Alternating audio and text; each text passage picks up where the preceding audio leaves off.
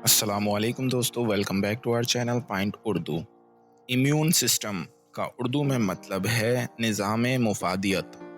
نظام مفادیت وہ نظام ہوتا ہے جو ہمارے جسم کو بیماریوں اور وائرس سے بچاتا ہے۔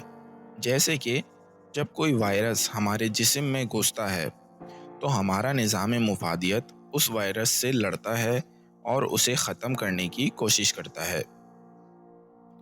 A strong immune system helps prevent infection۔ مضبوط نظام مفادیت انفیکشنز کو روکنے میں مدد کرتا ہے۔ تو دوستو یہ تھا امیون سسٹم کا مطلب۔